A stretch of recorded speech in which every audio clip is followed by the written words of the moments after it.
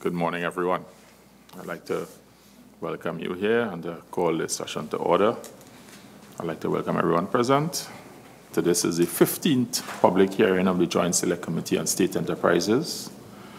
The purpose of the meeting today is to commence an inquiry into the operations of eTecK and to determine its effectiveness in fulfilling its mandate to make suitable real estate available to qualified tenants, developers, and operators in a commercially viable manner.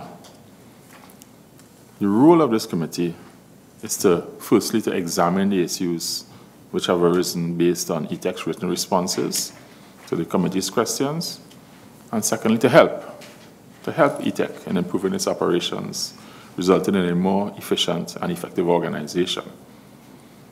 For your information, this meeting is being broadcast live on Parliament Channel 11, Parliament Radio 105.5 FM, and the Parliament's YouTube channel, ParlView. Viewers and listeners can participate by sending comments relating to today's engagement with the Evolving Technologies and Enterprise Development Company, eTecK, via email to parl101@ttparliament.org, on our Facebook page at facebook.com/ttparliament, or on Twitter at @ttparliament.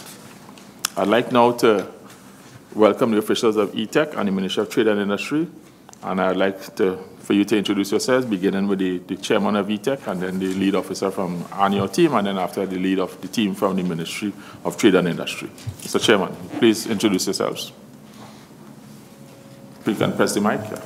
Each person. Thank you, Mr. Chairman. Good morning, Chairman and members of the committee. From this side, we are pleased to be present to this sit-in. We look forward to bringing you further. You will get a chance to have an opening statement. This is just an introduction. Okay. So I want to just go Good down morning, Imtiaz Ahmed, Chairman. Yeah. Good morning, Mr. Chairman and members. I'm Maureen Singh, Acting President, eTecK. Good morning, Mr. Chairman and members. Solange Henry, Assistant Vice President, eTecK. Good morning, Mr. Chairman and members. I am Hayden Alfred, Manager of Financial Performance at eTecK. Good morning, Mr. Chairman and members. My name is Daniel Duncan, Manager of Capital Projects, eTecK. Madam Permanent Secretary. Good morning, Mr. Chairman, members. I'm Frances Signori, Acting Permanent Secretary in the Ministry of Trade and Industry. Good morning, Chairman, members. Randall Karim, Director of Policy, Ministry of Trade and Industry. Good morning, members. Dennis Scott, Manager Alliances, Ministry of Trade and Industry. Thank you very much for introducing yourselves. I'd like now to call on the members of this committee to introduce themselves, beginning with members on my left. Brigadier General Ansel Antoine, member. Good morning, Wade Mark, member. Good morning, Sherry Ann Kuchlo-Coban, member. Morning, Lester Henry, member and vice chairman. Morning, Fazil Karim, member. Morning, Adrian Leons, member. Good morning, everyone. My name is David Small, and I'm the chairman of this committee. I would like to now request that everyone who has a cellular phone, especially people like me who have more than one, to make sure it's either switched off or on vibrate or silent mode. And I would like to, at this stage, acknowledge publicly that we've received the communications from eTecK. Your submission was received. I want to thank you for submitting the information requested from the committee. And I want to take this opportunity to put you on notice that it's very likely, given the substantive nature of the submission and some of the questions that have already been arisen, the committee may have to call you back again. I'm putting that out there early because the initial read of this document suggests that we may require another hearing because the list looks very long at the beginning here. So don't be scared. This is a nice group. Yeah. And I will now ask the chairman of eTecK to provide the committee with a few opening remarks. Brief. Mr. Chairman. Thank you. We are pleased to be here this morning on this appointed date to answer bring clarity to any of the answers to the questions, as well as any further insight into the operations of eTecK. So we look forward to a very healthy discussion and good way forward with your recommendations. Thank you. Thank you very much, Mr. Chairman. You see, you went to the space we want brief. Madam Permanent Secretary, I'm giving you the opportunity to give a few brief opening remarks. Very pleasant. Good morning to all again, Chairman. The Ministry of Trade and Industry is particularly pleased to be here today and to lend support to this process. We look forward to any insights, any recommendations coming from this committee, all with a view to ensuring that we have optimal execution of all mandates. Thank you, Chair. Thank you very much, Madam Permanent Secretary. I wouldn't expect anything less of the Madam Permanent Secretary. Is very well known to me, so for the record. Thank you very much. Just procedurally and in terms of going forward, I'd like to remind members when you're responding, please press the mic in front of you and direct your questions through the chair. All right, so I would like to begin in terms of looking at an eTecK. The chairman, I've seen that the mandate of the company is one that is as stated here on page 4 of the submission, the sole mandate of eTecK to be focused along the lines of asset management and several other things. But it references a 2012 technical report of the World Bank Group on Special Economic Zones. And the committee is not privileged to have a copy of that document. So the first issue is that if you could share with the committee a copy of that document that you reference in your submission, but the technical report of the World Bank Group on Special Economic Zones. Now, my question is that eTecK is set up to manage assets. And when I first looked at the asset portfolio of eTecK, the first question that arises for me is that the return on assets is in some years negative, and even in the years when it's positive, it's very low. Could you help us to understand what are the challenges that your company is facing in being able to, when I look at your accounts, you're managing about $2 billion in assets on paper. And the fact that the returns are very, very low. From while we understand that estate management is a business with, the company is a low margin business, but several years your returns have been negative as well. So that we're trying to understand what challenges are you facing in terms of being able to say that as a company you're managing a significant portfolio of assets, but you're not getting the returns that allows what do I consider even a fair return to the taxpayers. Could you help us with that as a general overview in terms of the performance of the company, Mr. Chairman? So a couple of the main areas which create this challenge in the return on assets would be the tenanting of Tamina Intech Park and the operations and performance of Magdalena Grand. Those were the two main areas that would impact negatively. Of course, as you said, in this business, there are also other challenges like in any other business.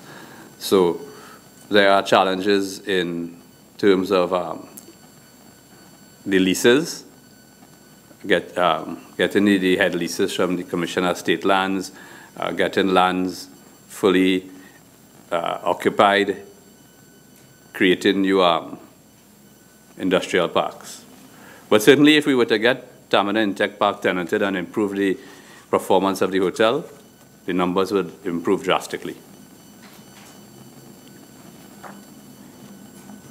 So that, Mr. Chairman, because the numbers, the first part of the numbers, while they're not horrific, I think that I've seen horrific numbers, so don't worry. But the numbers still are anemic. If you're using my own assessment, they're anemic. And I'm just trying to understand. So you're saying part of your challenges is getting the leases from the respective government agency for that. But other than that, I'm looking at, let's say, your revenues from the business parks. And the last of the numbers you provided for us here on page 7 of the submission is that 2017 seemed to have been the best year ever, at least in the period here, in terms of revenues. But $31 million in revenues from all of these estates and parks still seems to be a low number. So, Mr. Chairman, and anyone else on the team could support.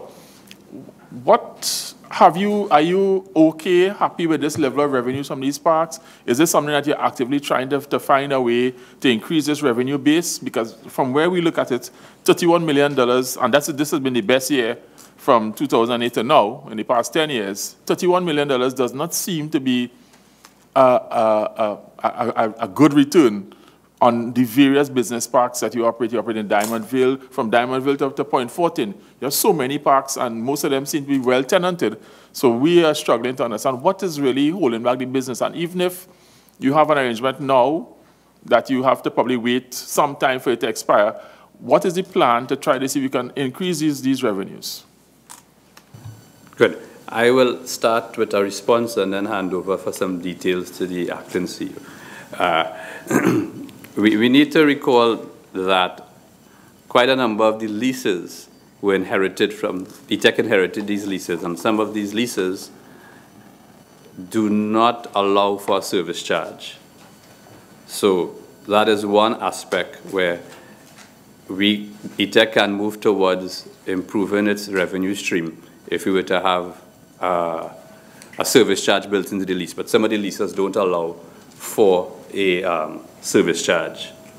So it's just a flat payment, the lease, those that don't have the service charge, just a flat payment fixed. No annual escalator, nothing along those lines. Chairman, Yeah. if I may? Yeah. All right. So as the chairman was saying, there are a number of what you call legacy parks and legacy leases. As a matter of fact, those number 164, where the rental agreement or the lease agreement is also a little bit low because a lot of those arrangements were 99-year arrangements. They don't allow for rent reviews, and they don't allow for service charges. We have a total 99-year lease, no rent review, no service charges. Right. But remember, those are legacy parks and legacy leases that we, in fact, eTecK, in fact, inherited. Of course, to do an addendum to those leases, really, it wouldn't be very successful because if you pay a peppercorn rent at this point in time, what will motivate you to pay a higher rent? So you're constrained by the stream that you collect from those leases. That, of course, significantly impact the revenue that come into the organization. And, of course, the fact that since you opened Magdalena Grand in 2012, that hotel has been operating at a loss, of course. And as a matter of fact, eTecK continued to inject funds into that hotel. So, and of course, in addition to which, we must also recognize that with the downturn in the economy, collecting or being up to date on your revenue collection poses a challenge. All right. I'm just doing some quick questions on the broad areas of your business, and then I'll open the floor to other members. Sure. So those are my first passing questions on the parks. On the performance of the Hilton Conference Center, I've looked again at your revenue line, and the revenue line is very variable. What is different? What causes this variability in the revenue line from the Hilton arrangement? Right. Okay. So we would have given you the rental injection from Hilton for a period of 2008, 10 years, right? Yeah. We would see that, of course, 2015, 2016, it started in 2014. The returns were, in fact, very healthy. But again, the revenue from the Hilton is based on occupancy and is based on economic time. So with the global downturn in the economy, the revenue or the rental arrangement from Hilton tend to fluctuate on an ongoing basis. But within recency, certainly it started, if you notice, in 2012, from about 2008 to 2012, it stood at that $18 million mark. Then it started to go up. We peaked at 32 in 2014, and then we see the downward now, 2016, 2017. That is, of course, attributed to the global downturn economy. Yes. Okay. I have a couple of quick items here on the Hilton issue. Because I hear you, because the committee will probably request a copy. Is there an agreement between eTecK and the Hilton for this arrangement? Yes, there is. We'll be requesting a copy of that so that we can, shape our minds around exactly what are the mechanics that give to these numbers. Sure. Because as it is now, it just looks, it seems all over the place. All over, right. Yeah, so that we need to probably get the additional information. Sure. I have one question further on Hilton. And it has to do with the staff cost line. I noted from 2011 to 2013, there was like a 21% increase in the staff costs. Is this because of a union arrangement? Or we don't know. Right. Firstly, what does this staff cost represent? And then what caused the significant increase to the period between 2011 and 2013? It went up by 21%. Right. Remember the employees of Hilton, yes, it's a unionized environment, and the employees at Hilton are employees of Hilton Trinidad Conference Center. They're not employed. So that based on the arrangement we have, the lease arrangement we have with Hilton, Hilton is responsible in total for the staff costs. So that they're not required to seek approval from eTecK in terms of incurring staff costs.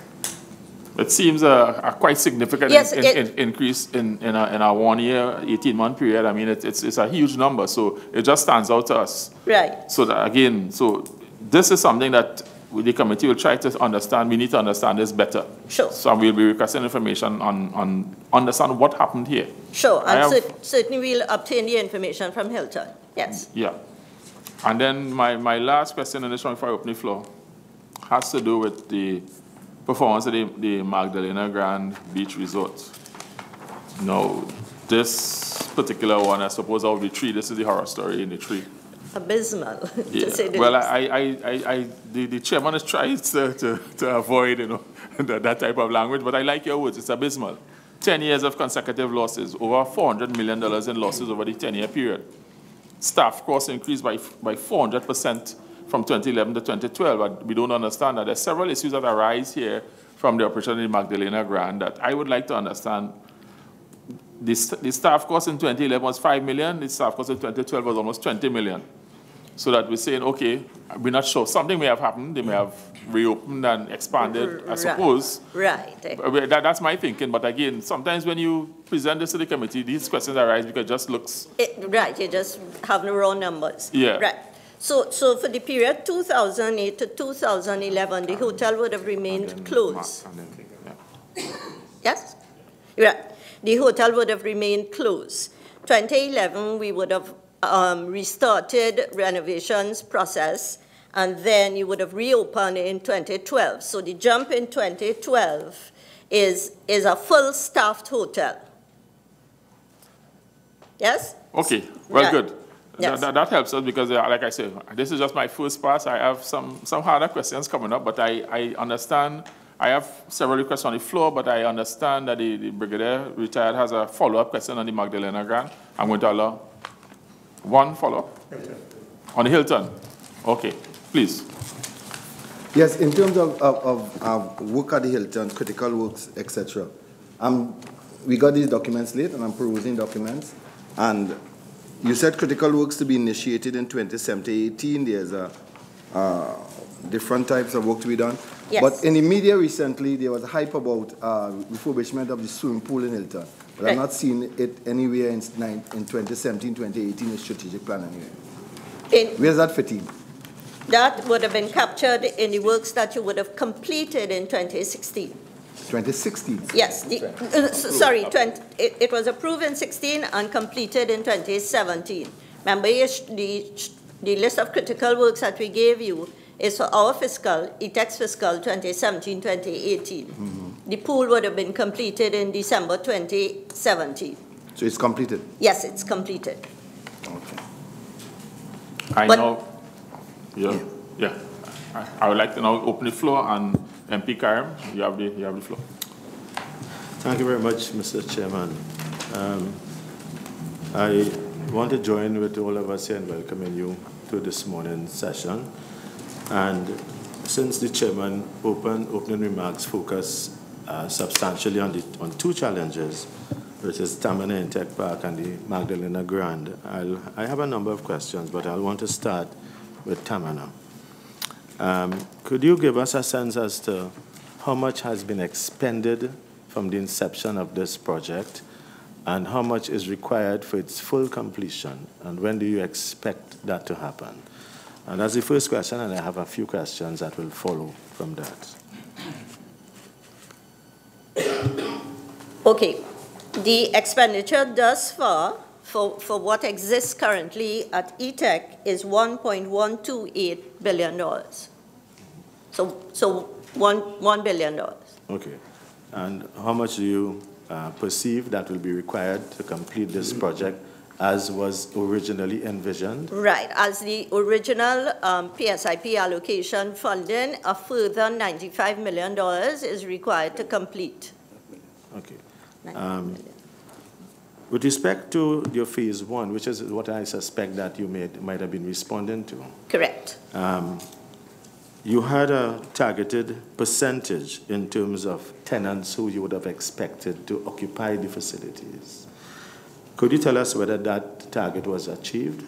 In other words, what I want to find out as well is how many available land lots are there in phase one, and how many of these have been leased? Right.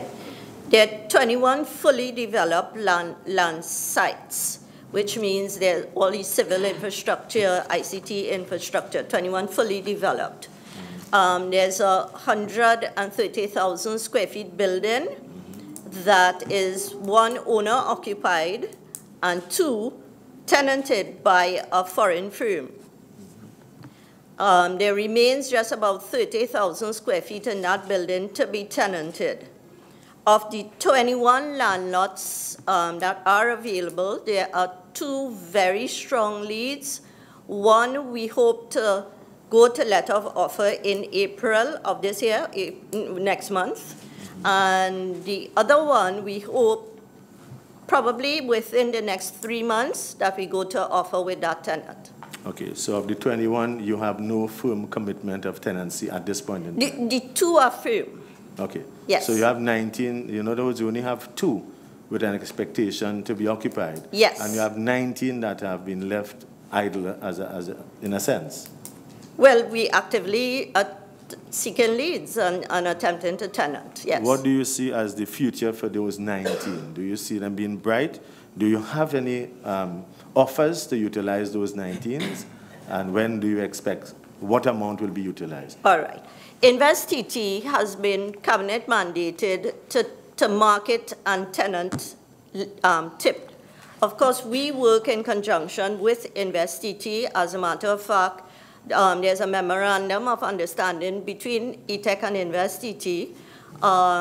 The real estate department of eTecK and the sales team at InvestTT meet once every 2 weeks, and the 2 presidents meet once per month. The boards also, Board of InvestTT and eTecK also, we would have last met in November of 2017 in an effort to resolve the tenanting and, of course, look at the pipeline, look at your prospects with a view to, of course, tenanting tip. It was arising out of that meeting, as a matter of fact, that the 2 very strong leads were, in fact, gotten to the point where they are at this point in time. There's a strong pipeline, very strong pipeline. The future for the 19 lots, certainly we hope by the end of the year to be somewhere close to probably between 5 and 7 more tenants, based on the pipeline that exists between InvestTT and eTecK. And certainly we, again, because of the impact on eTecK's revenue, we intend to have it, eTecK would like to have it tenanted as soon as possible, but we work realistically in a time frame as established by InvestTT. Is there an aggressive marketing strategy from, say, InvestTT, not necessarily only in terms of the local component, because we understand the economic conditions here, right, in terms of the internationalization of this flagship building? And the other lots? There's a good marketing plan, an excellent marketing plan exists in InvestTT that is, in fact, board approved. We've seen the plan. The plan has been presented also to eTecK's board. But again, like I said, we're very active with InvestET in attempting to tenant tip. Of course, the tenanting, is challenging, as you said. Are you satisfied with that arrangement, or would you have preferred to market it yourself? I mean, this is something to help. It's a developmental question. No, we work very well. You know why I'm asking you? Because when we look at the response, and we look at that 2 of 21 and 19 that are idle, I'm asking whether you are satisfied or whether you would have preferred, you felt that you could have done it better and have a better result on outcome or performance than what exists. Because you have millions of dollars infrastructure basically sitting idle. But I mean, based on the pipeline that I see existing at InvestET, I know very significant efforts are in fact made. But remember, the downturn of the economy is not local, it's also international. So I wanted to get a response to the question that I had asked, really, in terms of are you satisfied, and would you have preferred to do it on your own? We're satisfied with the arrangement. Yeah. Mm-hmm. Through you, Chairman. Certainly we are not pleased with the tenanting. I mean, obviously with 2 out of 21, it is clear that we would have preferred to be in a much better place. However, having had InvestET present its plan to us some time ago, we feel that the plan is workable. And recently, I would go back to maybe about 6 months ago, I communicated with the chairman of InvestET, and we set a goal to have regular communications and have the 2 organizations meet on a regular basis, because we both have the same final goal, to tenant the park. So we've developed a better working relationship as well to achieve the final goal. Mr. Chairman, do you find that in some cases what you may have noticed, I mean, you're a very astute and successful businessman in this country. Do you find that there has been, and you would have noted, an overlap of some of these responsibilities which could have been more cost-effectively done? Well, in reply, and I'll go back a bit, where InvestET was once part of eTecK in the organization structure. And I'm not sure, but could be back in 2013? Back in 2013, the then thinking was InvestET would go out on its own and be able to focus on that mandate to tenant the eTecK parks and also direct its efforts to more foreign direct investment. I'm certain it has worked to some extent, but we need to focus stronger and get more results. Okay. Now, one of the things that we would note as a committee is that you have your institution where you have the estates. You have another company that is doing some bidding for you to utilize your infrastructure. But is it that you are confident that you have the requisite skills, competences, talent, and the professional wherewithal within the organization? Do you have those that you feel can deliver to the mandate of eTecK? Are you speaking about going out to tenant the park? No, I'm talking about within your staff, that is. For its current mandate? Yeah, and I'll tell you where I'm going to, because I noticed that there's a couple of vacancies at the executive level. And one will want to ask, how long have these vacancies existed? And why have they not been filled? That must be a challenge and a handicap. And when do you expect? So do you have, in your view, the requisite skills, talents, abilities, competences? In other words, is there a fit of purpose between the person and the qualifications of that individual? In my opinion, the current, and I say current, in the last 4 months or so, fit for purpose with employee and objective and mandate is much, much better than it was a year ago.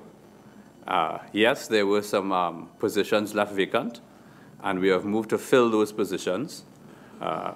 For example, we filled, or we made a decision to change the title of one of the VP positions from capital projects to projects and facilities to better handle the mandate, the new mandate.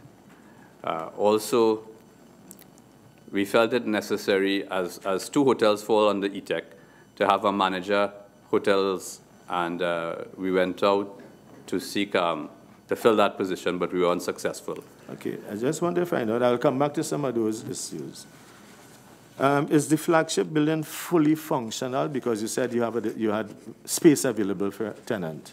Is this building fully functional? Remember, yes, it is. No. eTecK. I just want to remind you about how you answer in the committee, right? Because we want to make sure, and I'm not going to say that you are diverting from the facts, but if you know that there are any instances, any issues with the building, you might want to alert us to that, because I will ask a subsequent question. Sure. So I ask the question again. Is the flagship building fully functional? Yes, the flagship building is fully functional. All right. Do you have an issue with your HVAC system? No. You do not have an issue with your HVAC system? The building would have remained, if I can just give a bit of it, right. So the building would have been constructed, and construction would have been partially completed 2007. Because of funding issues, it remained partially completed, and reconstruction started in 2011 thereabouts, and was fully completed in 2014 and was opened in 2014, June of 2014. When it was initially opened, there were issues with several of the operating systems, simply because it was left unoccupied for such a long period of time. eTecK moved its head offices into the flagship building in July of 2015. Yes, we did encounter issues during our move, but as at March of 2018, those issues have in fact been resolved, and the building is fully functional. Of course, you continue to do what you call your routine maintenance work, and you continue, like right now, we're resurfacing the building, we're power washing the building, so you continue to do. So you have no issues with the HVAC, no plumbing, no electrical, no generators? Like I said, when we initially moved in the building. As we speak? As we speak, no. Okay. Yes. I want to ask you, with the chairman's permission, because I want to give my other colleagues, I want to ask you a question, because one of the articles I noted from the newspaper on eTecK, and it goes back to January 30th, 2017, it spoke about the remoteness of this location. I'm aware of the location because UTT, of which I was formerly responsible for, right, as a substantial tenant on this facility. Correct. With respect to the remoteness of this facility, do you have any challenges or any issue with respect to your employees getting to your facility, or do you have to facilitate the employees' attendance to work with transportation? Okay. So prior to us moving to, if I again could give you some history, prior to us moving to the terminal eTecK Park, we were located in Central in a rented building. You seem to follow closely with UTT. Yes, there you go. And of course, we would have undertaken staff surveys. We would have met with focus groups to sort of get an idea of the feelings of the staff in terms of the move. There were a number of persons residing in the south area that it in fact impacted. Those have since settled down. I'm not saying it's not a far drive. It is a far drive, but those persons have since settled in. There are no negative impact or feedback in terms of there were about 6 persons located in the south area. The central, it's easier. As a matter of fact, you go against the traffic, so it's easier. There are a number of us who live in the west that, again, it's a long drive, but against the traffic.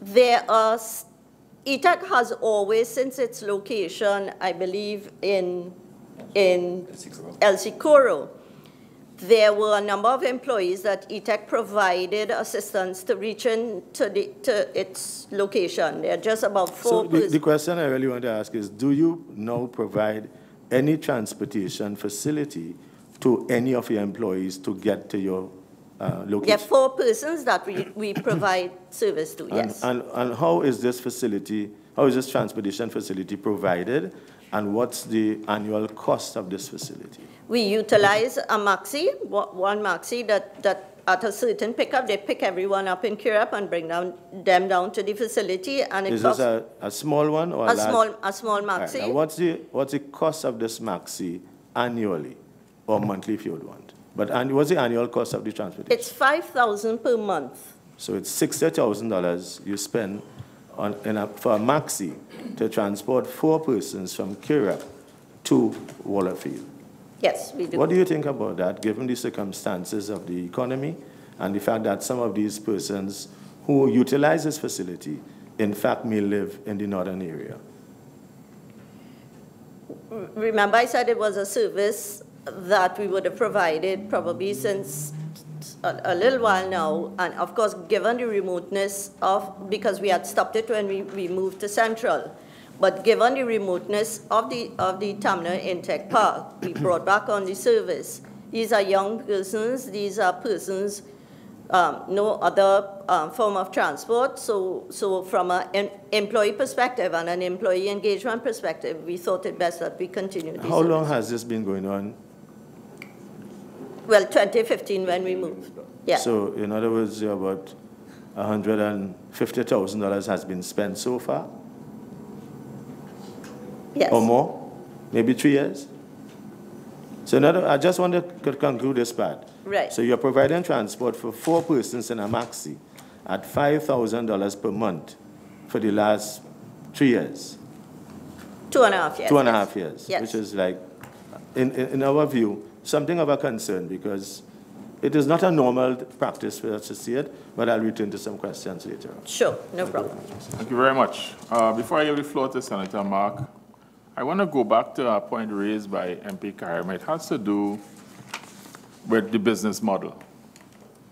And his question was about whether or not they had the resources within the company to achieve its mandate. I've just looked at the results. I'm looking at the results. So it's probably, just isolated. I look at the results, and it doesn't seem that the results have improved in a significant way over a 10-year period. So that the ability of your resources now to effectively achieve your mandate, in my mind, is in question. Because just looking at the numbers in front of me, the operating performance over 10 years, it suggests to me that it's been wobbly, but it's been wobbly in a way that is many cases negative. So my question is, how your level of comfort that you're going to be able to change the trajectory of the business. I'm not clear, because I'm looking at it and it seems to be going along, meandering along, and I'm not seeing any clear trajectory that, listen, okay, we've reached a stage where we think we have everything in place and we're going to be moving more or less positively in an upward direction. I'm not getting that sense from the information in front of me. Mr. Chairman. As I mentioned earlier, the 2 main areas of concern would be tenanting of Tamna eTecK Park and Magdalena. So if we drill down and we look at those 2 entities, you will find that they produce the heaviest burden on the organization. So we spoke quite a bit about the relationship between eTecK and InvestET and the different roles to tenant the park, the different roles and responsibilities. And if we were to improve the efficiency of the Hotel Magdalena Grand, that will bring positive results. In going along in that direction for the hotel, we attempted to engage a new person on the org chart to manage the hotels. Unfortunately, the applications, the CVs received, were not favorable. We postponed going back out to a later date. So we still have to go out to employ that new person on the chart. And we feel then we'll be in a better place. But of course, there are a number of challenges which I don't think we will go into. They are all well documented and mentioned for tourism in Tobago and hotel occupancy. Well, Mr. Chairman, I thank you for your response. I looked at the strategic plan document inside of there, and I'm still not seeing anything in there that helps me directly understand, okay, these are the specific strategies we're going to turn or put the business on a growth path. So I'm not going to pursue that any further. But I'm just sharing that on the broad strokes look, the business seems to be meandering. It doesn't seem to be in a place where you understand very clearly, very concisely what are the things it's going to do. And if you have the challenge, you've listed all the challenges, but some of those challenges I understand are largely outside of your remit. So it's a limiting factor to your growth. So that I would have liked to see a statement in the strategic plan about that listen, we have thoughts about how we can grow the business, but there's things that limit the ability of the company to operate in terms of the things that it's thinking about being just pure operating on a pure business basis. And I think we have to get the entities to be real about that and state it so that, that way you manage expectations. This is just the chairman. I have one question before I give the floor again, and it's related to a similar issue raised by Member Karim, so it's really a follow-up. It's about the Tamana eTecK Park. I've noted in your submissions here, you've been doing some work repairing leaks to the building and repairs to the roofing. And so I noted earlier when it was asked if it was fully ready. And are these problems maintenance related? Was the maintenance not done properly? What is causing what should be a new building to be spending how much money? Spending $500,000 here or whatever when you add it up in terms of repairing leaks to the second floor and repairing to the roofing system? Is it because it's not fully tenanted? So we're trying to understand what could have caused. What is the issue here? Right.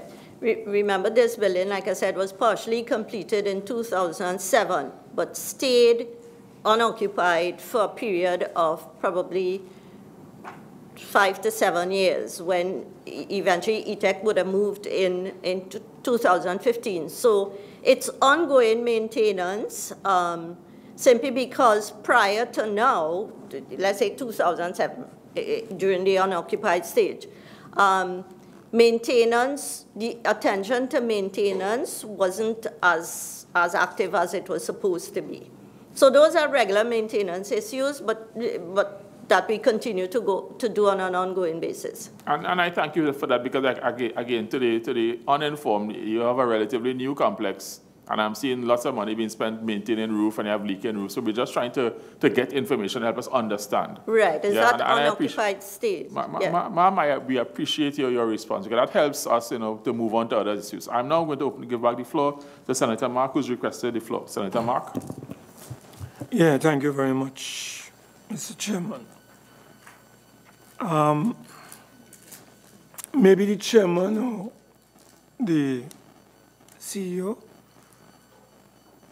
I know initially the enhancement work for the Trinidad Hilton and Conference Center was estimated at some $484 million.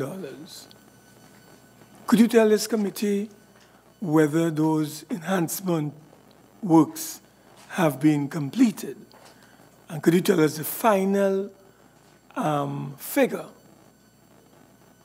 that it cost the taxpayers to complete the upgrading and the other enhancement works at the Trinidad Hilton and Conference Center? Chairman, we will pass the question on to Ms. Henry and Mr. Alfred. Member, through the chair, to date, the total cost for the upgrade works at the Trinidad Hilton stand at $518.4 million. Could you tell us if there's any other major works to be completed at that hotel? Okay, from those upgrade works which started in 2007, the only major work that remained outstanding from that budget and from those works would have been the pool upgrade. The pool? Correct. And as you talk about the pool, let me ask you about this pool. Could you tell us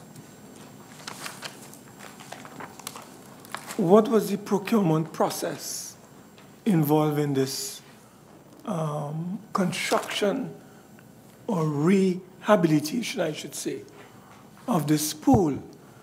And would you tell us what was the final price? Because I have here, based on your submission, a section that talks about approved revised contract sum for this pool upgrade, and it was $6.649 million.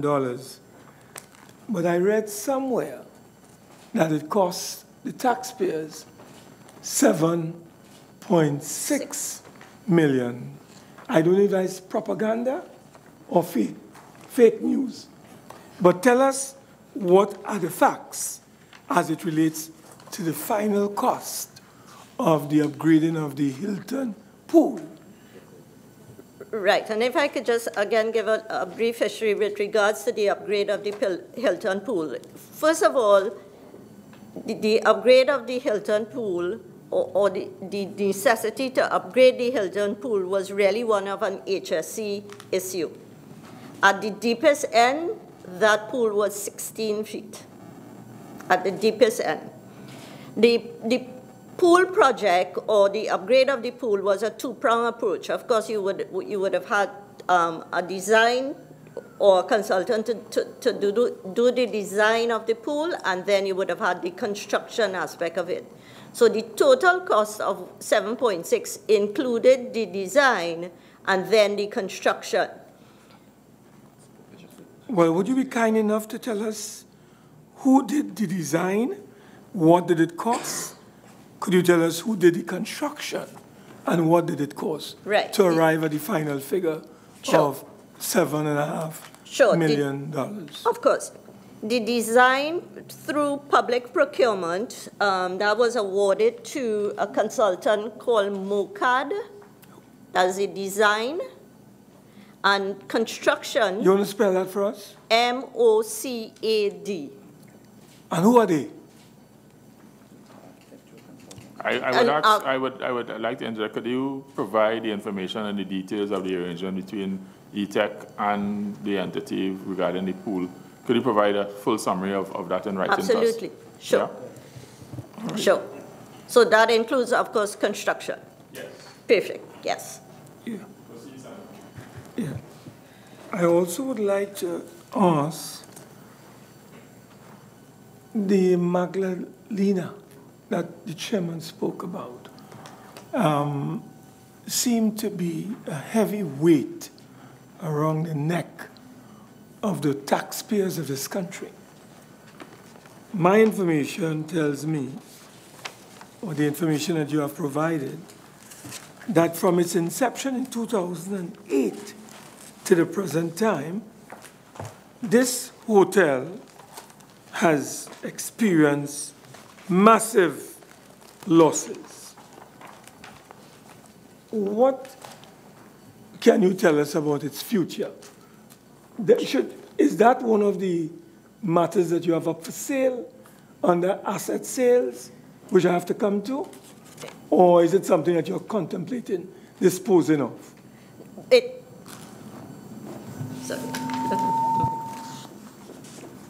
Through you. Magdalena Grand Beach Resort is not one of the entities referred to under asset sale. Well, however, in further response, I would point out that on page 8 of the strat plan, we identify that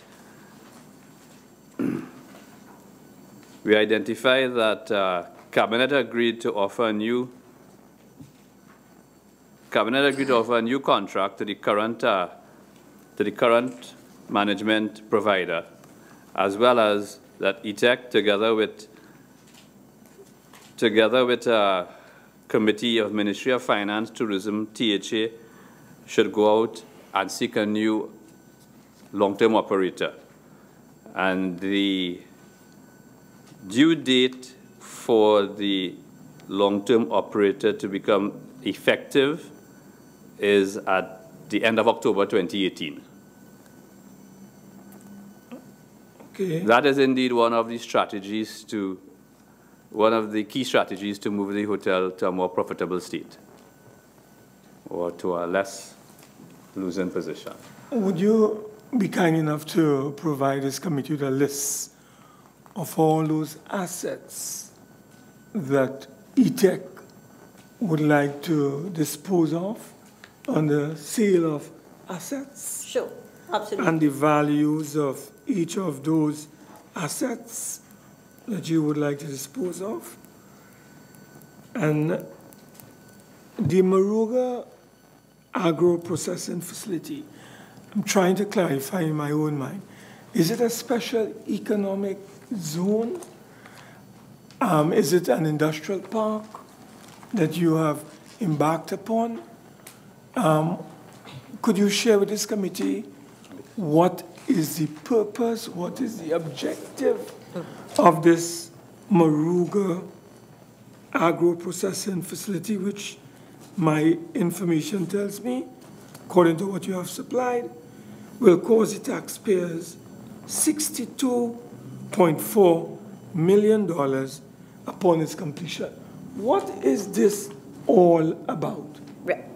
So the Moruga, it's intended that it's an agro-processing and light industrial park. So you will offer to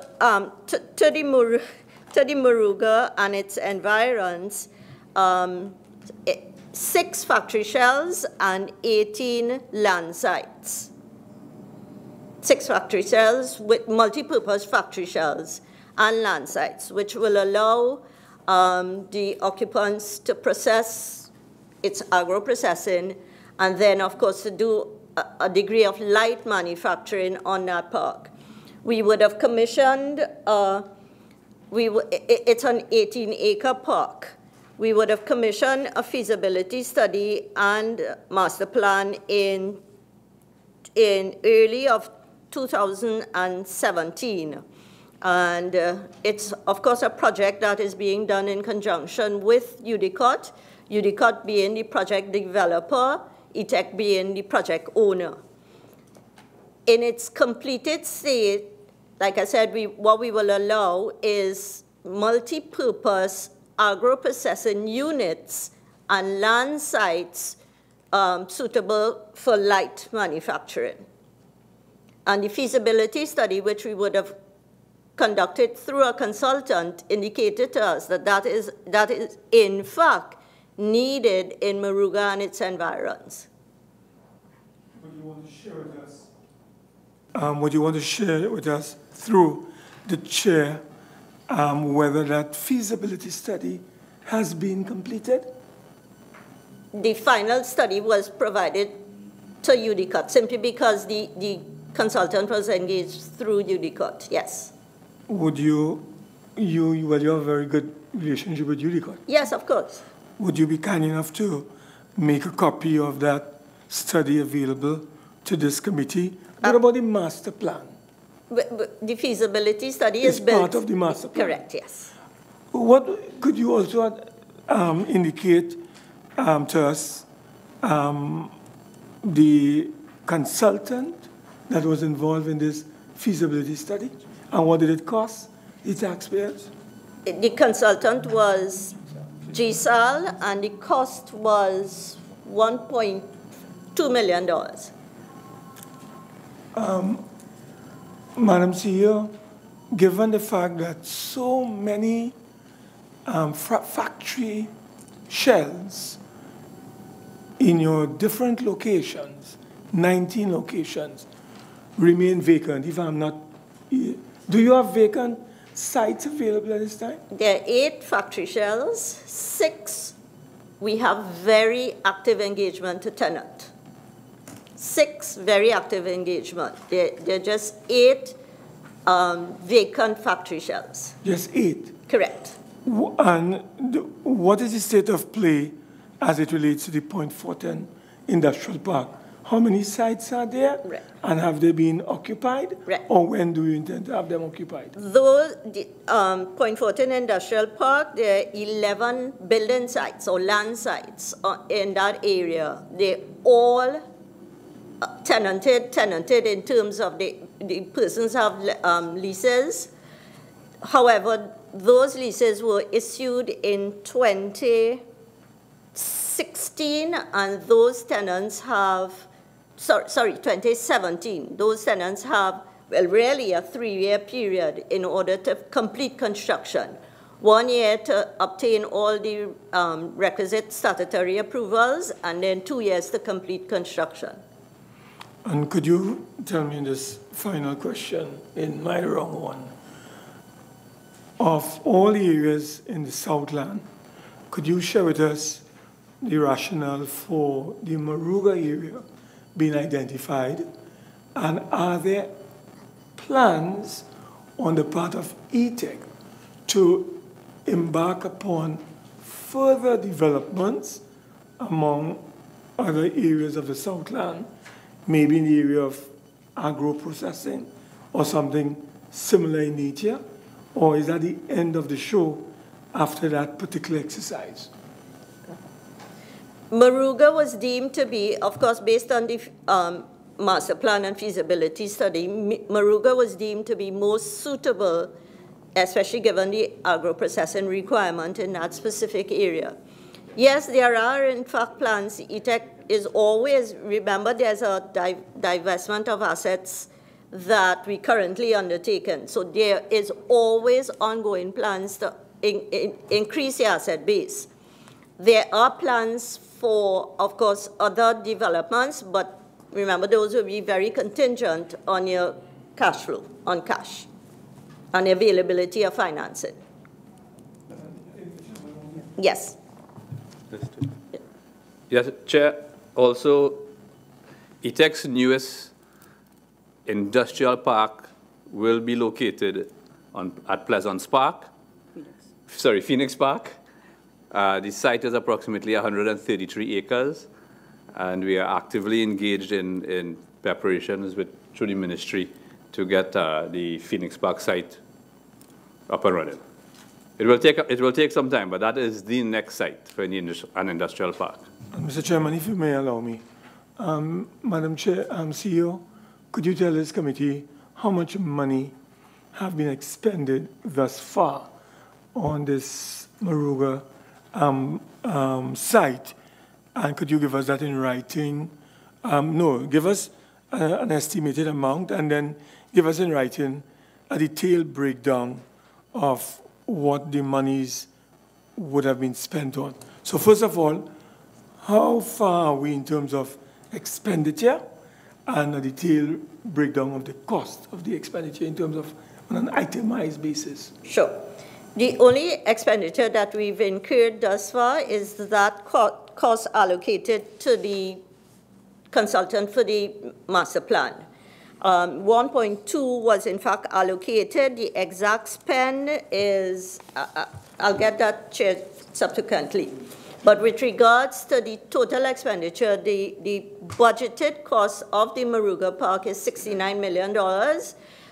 Like I said, it's in partnership with UDCOT. UDCOT is responsible for the construction aspect of it. Funds, however, will flow through eTecK.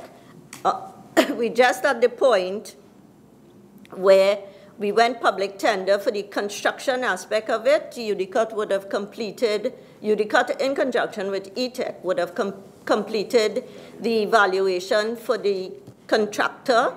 And as far as I understand, that would have gone to UDCOT's board tenders committee last week. But we've not yet, we don't have the results. So far, all you've expended is a portion of the $1.2 million towards the master plan, and the total budgeted cost is $69 million. Thank you very much, Senator Mark. I will, just before I go quickly to Member Coburn, Critchlow Coburn, forgive me. I have a question, Mr. Chairman, and this is related to the performance of the Trinidad Hilton. Now, I've noted that when you look at the net margin is very small.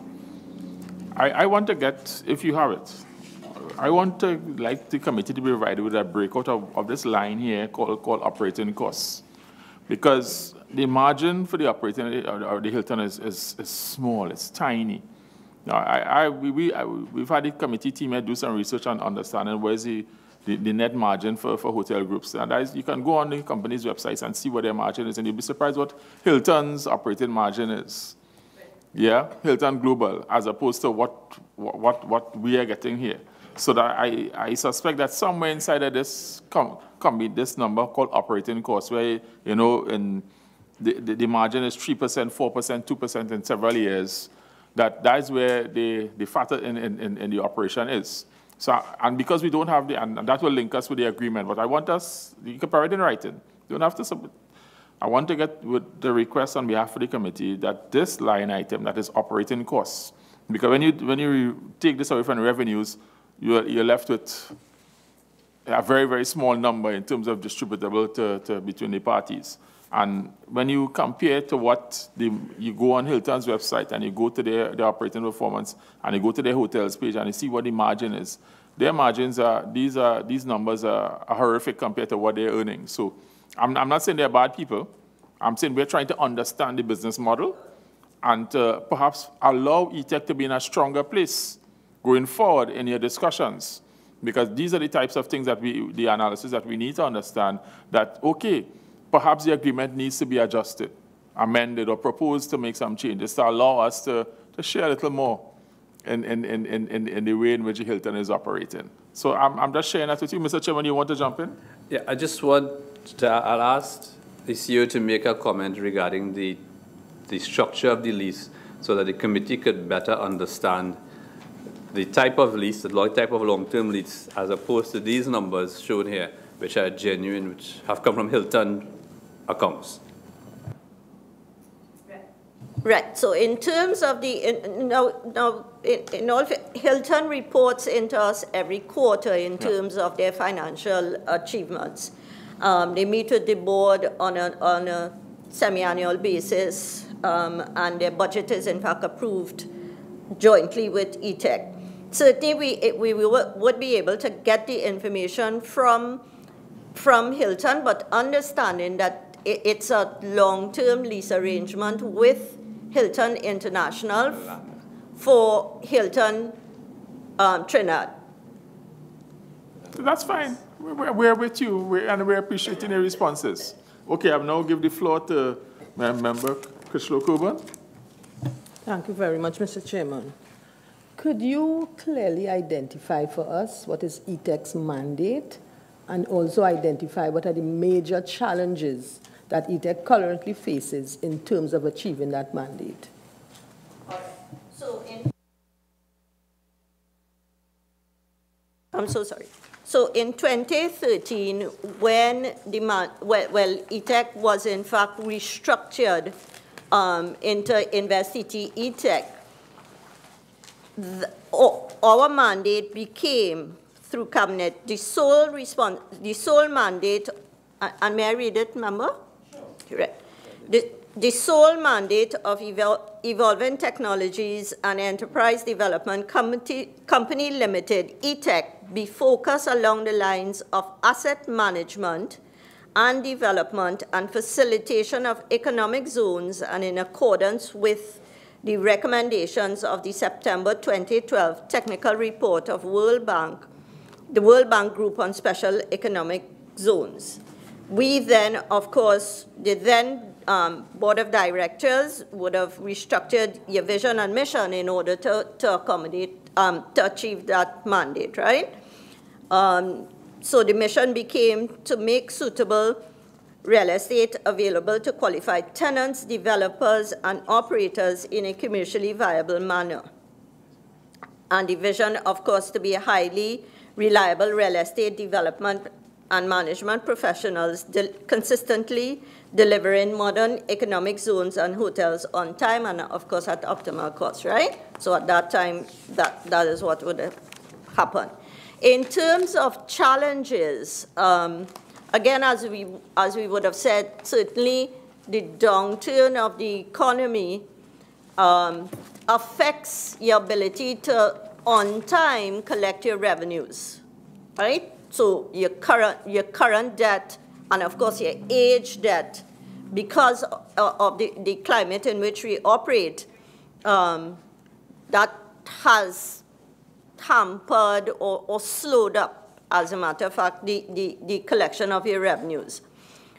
In terms of its internal operations, we believe our processes are in fact solid. It's solid. So that and of course, however, within recencies in 2016, PSIP funding for your maintenance work on your park, on tip, those PSIP has in fact been dried up. So we don't get PSIP funding to carry out your maintenance work on your parks, on your hotels. So those are funded by eTecK's internal revenues. So if, of course, you have an issue with regards to collecting on time your rents, but you're required to carry out all, let's say, $10, $15 million of maintenance work, then we recognize the funding issue, of course, will be the major challenge that we in fact face. So I would say the major challenge, of course, would be the funding issue. So what is eTecK doing? What plans do you have to treat with those that will, particularly that challenge? Because, of course, it's going to affect your ability to operate and operate effectively. So what is eTecK doing? Right. So within the last year, we would have focused very heavily on collecting your outstanding debts. The debt recovery unit has been restructured to report directly into finance. Before it was in the real estate asset area. That has been restructured to report directly into finance. So your focus there, of course, is greater because of course, they understand the bottom line aspect of things. So majorly, we focus on debt recoveries and collecting revenues on time as best as we possibly could. In addition to which, the maintenance aspect of things is conducted through what you call a list of critical works. So at the start of every fiscal year, certainly 2016, 2017, what we've done is through our internal processes, our maintenance officers, our property officers, we would have developed what you call a list of critical works for both your parks and your hotels. So those works that will have direct impact on revenue, those are the works that we structure into what you call a list of critical works, and those are the works that we undertake, bearing in mind as funded by it internally.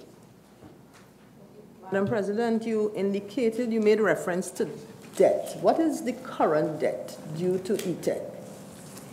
In total, your current debt stands at $14 million. Just $14 million? $14 million. Okay. So in your submission, you would have identified a number of challenges. Included in that, you mentioned impending sale of assets. Right. You spoke about, well, you spoke about the aging debt portfolio, and you said it only stands at $14 million. That's age, all of your debt? All of it, total debt, yes. And you also made mention of age leases, and then you made mention of the unfavorable economic conditions, and you mentioned revenue from Hilton Hotel. I listened to your response just now, and I am not getting, in terms of all of these challenges, how is eTecK going to move forward in a positive manner? Right. And whilst it's 14...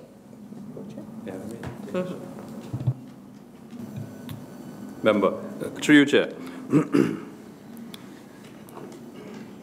There are a number of issues or matters that eTecK will address in order to increase its revenue stream. So cost control measures is an obvious item. Then we talked about the aggressive debt collection to collect rent and arrears. We are exploring implementing service fee arrangements on leases that permit the service fee. There is also the aspect of leases with leases which were on hold for various reasons. We have, eTecK's personnel have gone out and met with the client, removed many of these leases that were on hold, and been able to issue or arrange payment plans to bring those customers back on to a proper stream. And of course, we talked a lot about the ongoing the ongoing lease arrangements between InvestTT and eTecK to tenant the remaining spaces. So there are active measures to increase revenue and reduce costs. Okay. Member Karim would have raised issue with the human resources. Do you have the human resources with the right competencies, capacities, and so forth? And you indicated that within the last 4 months, things have gotten better.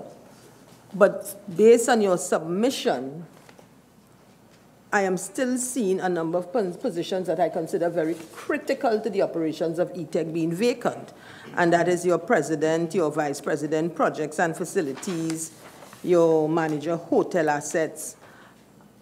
And I am wondering, based on these vacancies still existing, what happened in the last 4 months that would have caused you to indicate things have gotten better?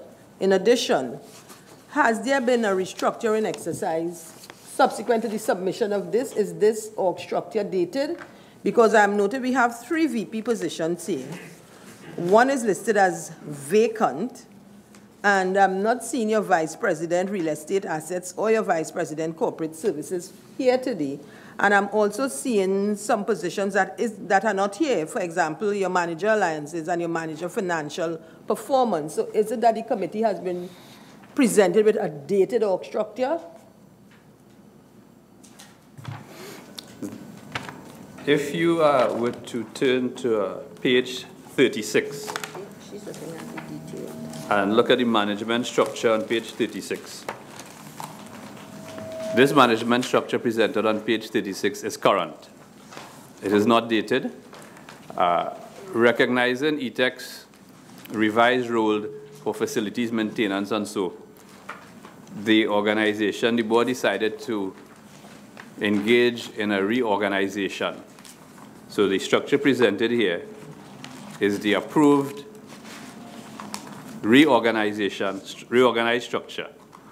The president post has been filled, and the president is expected to pick up duties. The new president is expected to start in the first week of April. Acting president, Mrs. Singh, who sits here at my left, will then revert to her substantive post as corporate services. The position as shown as projects and facilities, that position was also filled at about just a few days before the person was to pick up duty. Unfortunately, he received an email, a message saying that he would not be accepting the position. And as I had mentioned earlier, on the extreme right, hotel assets. eTecK put out an advertisement for the position of hotel assets. After review, we were not satisfied with the quality of the CVs to meet the job description, and we had put that on hold until we filled some other positions, and we'll devise a strategy to come back to fill that position. I hope that meets with your... Okay, but you mentioned earlier that the former manager capital projects, you are now looking at having a projects and facilities position. Did I hear you correct? But we have a manager capital projects present here this morning. The position that is vacant is a vice president position. But there's a manager capital projects, yes. Okay, so I go back to my original question. In light of the fact that with you acting up as president, it would seem that we have the three vice president positions vacant. And I'm wondering, how has that impacted eTecK's ability to achieve its mandate? Because these are very critical positions. You have your hotel assets, you have your real estate assets, you have projects and facilities. Given eTecK's mandate, these are positions that are critical. Right. And when I look at your submission, you would have indicated that, well, based on the figures presented here, since 2015, 2016, there has been no change in your total staffing numbers, so it suggests that these positions have been vacant for approximately 2 years. The Vice President real estate assets is not vacant. There's an incumbent in that position, the Vice President real estate assets. My substantive role, of course, is Vice President corporate services. So you are satisfied that given your arrangements over the last 2 years, your HR has not impacted the performance of the organization? Not negatively, no. Mr. Chairman. Thank you very much. I have a quick question before I give the floor MP Leons. Mr. Chairman, I've looked at you submitted on, we asked a question about the eTecK's debt, and we understand that the debt is being serviced by the Ministry of Finance. So that, based on the numbers I have here, I want to make sure I have the correct number. It's 455 million in total is your current debt. At a previous time, the Ministry of Finance appeared before this committee and last year and said that as at the beginning of last year, your debt, outstanding debt at that time was $519 million. So I gathered they were doing some payments during the year. So this is correct.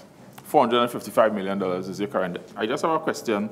I've noted that Mr. Chairman, sorry. Forgive me. Excuse me, no. I just want to go back. The current debt is 400 and something million.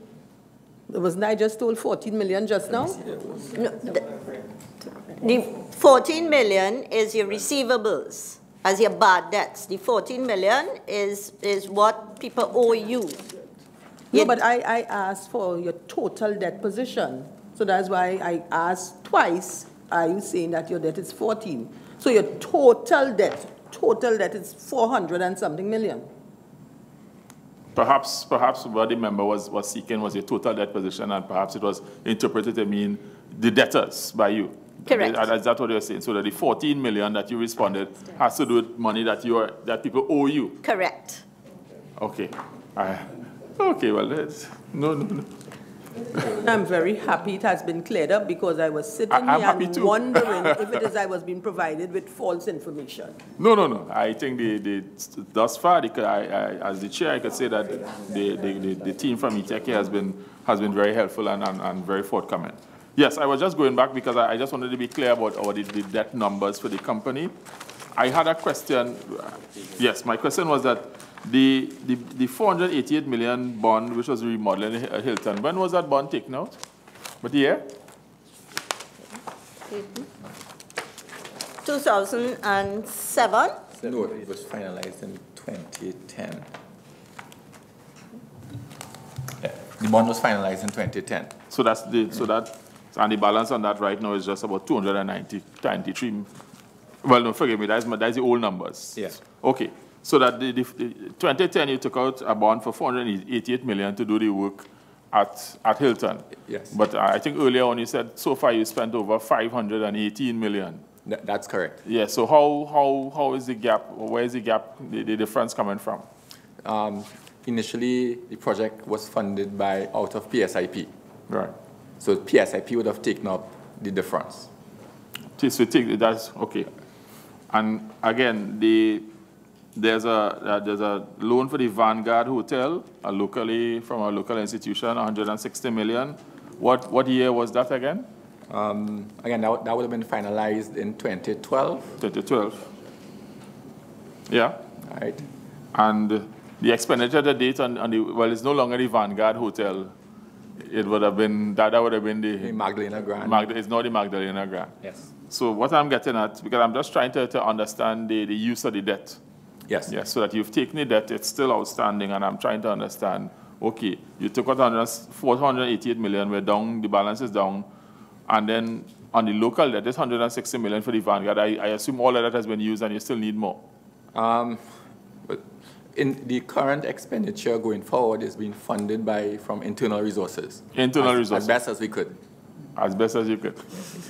And then, bear with the chairman. The chairman is just going through the numbers here. I like to understand the numbers. Because how it's presented here, it's not clear. So that I understand what you provided to us on page 44 of every document. But like when it was contracted and yeah. So those things, so that's why I'm asking those questions, because the number here, I can't wrap my head around it. If you wish, Mr. Chairman, we could provide you. Yes, we will request that in writing. Don't you worry. The team here is very, very efficient, so we will request that. But just for us to understand what these numbers mean, your clarifications are helpful so that we understand when the bond was taken, when the loan was taken, and then is it completely drawn down, and then everything now is in Ministry of Finance a payback. Yes. The other loan from the local institution for $148,000. What was that for? 48 million.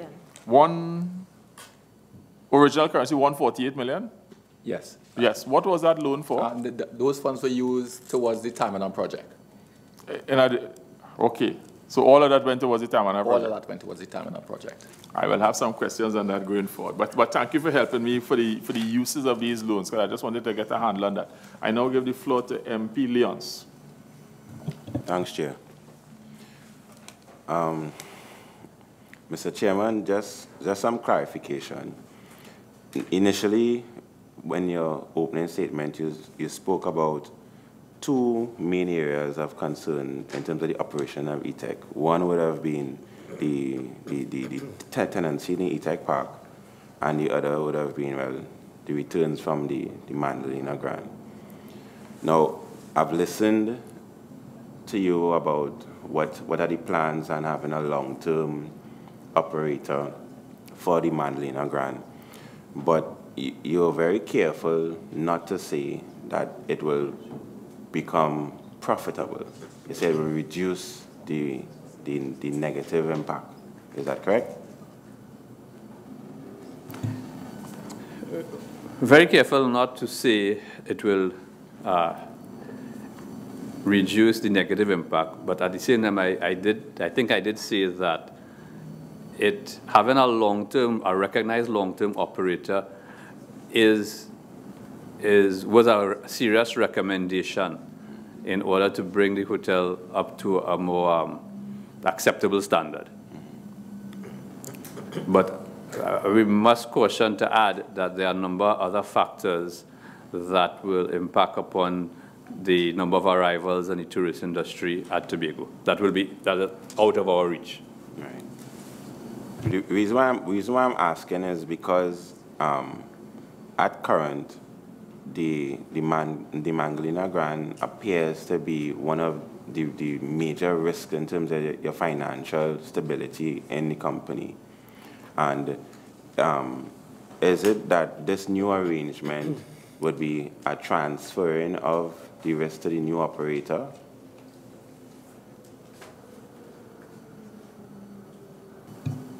It is difficult to put an actual answer to that question.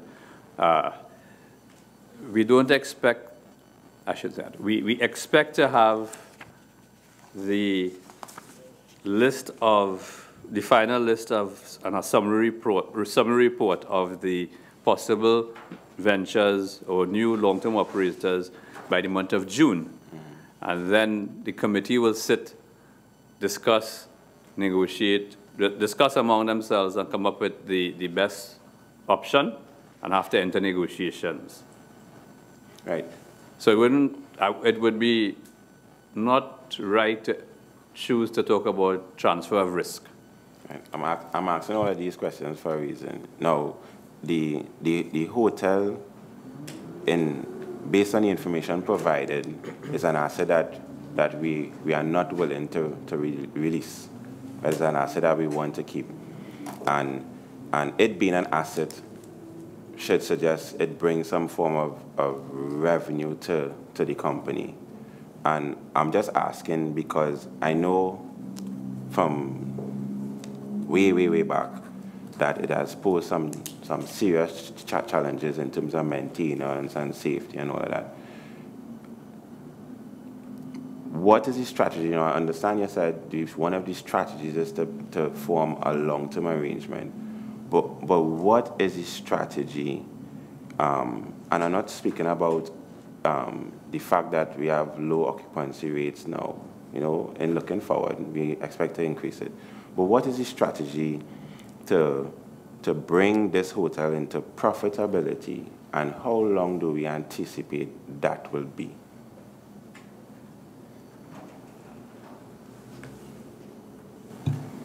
Through you, this is a very challenging question, I must admit.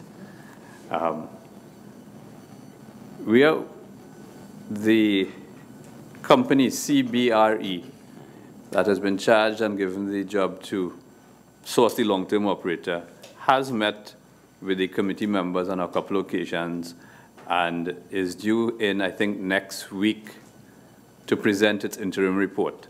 From that interim report, we will have a better guide in terms of answering that kind of question. But I, too, will support the idea of not parting with the asset. From the documents presented in the package, you can see that tremendous sums of money was spent on upgrading the hotel. It is in a much better state than a few years ago. And I think that with the long-term operator, with the right negotiations, we have to aim towards having occupancy rates up to 70%. And thank you, Chair. And I appreciate the efforts. And I, too, find the hotel a beautiful hotel with a lot of possible growth, right? Within all of this here, in terms of the financial strength of eTecK, you said InvestTT is actively pursuing filling the vacancies at the inTecK Park, right? But your financial strength, and correct me if I'm wrong, seems to come from the rentals of the industrial parks throughout the country, correct? There are a number of tenants that pay rates that are way, way, way less than market value. Now, I heard the acting president speak about the fact that it's not going to be it's not going to be economically feasible to increase it. It will deter people from paying. Is that correct? Well, it would be based on what you call those legacy perks. Remember, I said there are 164 leases which eTecK would have inherited from the olden days. Right. So it would be based on those. But under normal circumstances, our leases, the land leases are subject to rent reviews every 5 years, and the building sites every 3 years. What I'm getting at is there's a number of projects that eTecK has now embarked on in terms of upgrading and developing new parks, correct? Yes. Which means there's a market for this park business. Yes. Would that not negate the risk of changing those legacy leases? What is the risk there? Well, the new parks, for example, right? Remember, you now have the rents on those new parks are established by an independent valuator. So it's not internal to eTecK. We get a valuator, and he will value the rental values of those parks. And that's how rent is established, certainly for your new parks. And even your existing parks where you're permitted the 3 and 5 years, those rates are established by an independent valuator also. What I'm asking is there any way that those rates that are not close to market rates, is there any way that those can be addressed? Because I'm saying that your major source of income that shows some level of profitability are these parks. And I'm thinking maximizing the efficiency of these parks, not just the new ones, but even the old ones. Is there a legal way, I don't know, that this can be addressed, even though, as you said, you would have inherited this. But I think there's a significant amount of leakage that is there because of being trapped, if you want to say that. Is there a way that that can be addressed? And is that being considered now? The matter of the 164 or so legacy leases without service charges was considered, and the answer is only through legal means, which can be challenged. That legal opinion can be challenged by the companies that currently hold those leases. On the other side... Sorry, Chair. So, let's say that again, please. Only through a legal process can eTecK challenge the leases, the legacy leases, which do not make allowance for service charges. And if we attempt it, when we challenge it, if we challenge it legally, the holder of the lease can mount a challenge as well. Chair, there are leases where, and correct me if I'm wrong, that I'm told there's a cost of $1 for a year. Are there leases like that? So when you're talking about your major revenue for the company, and there are people paying $1 for a year. Right, but those would be what you call your long-term leases, like your 99-year leases, for example, where upfront you would have collected a significant premium. Yeah.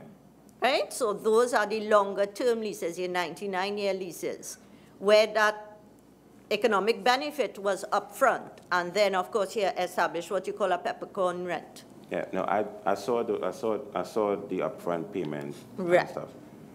My question is fairly simple, because there are also assets that I'm aware of. I'm not sure if those are for sale, like the one on Duncan Street, at the bottom of Duncan Street, which is right now it's a risk to the residents around there. I'm not sure. It's a building that the government used to rent and stuff. I'm not sure what is the status of that building. Yes. But what I'm saying, there are a lot of assets that the eTecK currently holds that I'm saying your major income, because clearly the hotel business right now is not working the way we want it to work. But your major income, I'm just saying that we can look at these types of arrangements and legally some process, some strategy must be had so that we can maximize the output. Right. That and can you just tell me the status of the building at Duncan Street, as I asked about it? Duncan Street, for example, is one of those assets that eTecK has in fact targeted well with the Ministry of Finance for divestment. Okay. Yes. Okay. And those would not be at peppercorn rates? No. Actually, a valuation was in fact established on that building. A value, sorry. Okay. It would be nice if eTecK can pursue some legal directive in terms of those assets that would have been a legacy, or I don't know. Sure, and we take that on board, and certainly something that, of course, absolutely, we look into again. Yes. Yeah, thank you. Thank you very much. All right, before I give the floor to Senator Henry, I would share that that is a matter of significant consternation for this committee.